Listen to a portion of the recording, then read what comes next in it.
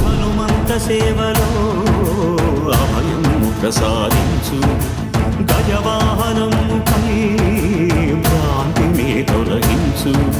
సూర్యప్రభను నిలిచి అక్షీణతను పెంచు శ్రీవత్సవక్షుడై ఆ చంద్రప్రభను విహరించు రథమెక్కి మనోరథమెక్కి మలిన వాంఛలను త్రుంచగా రయమెక్కి హరిహయమెక్కి కరుణ వీక్షణము పంచగా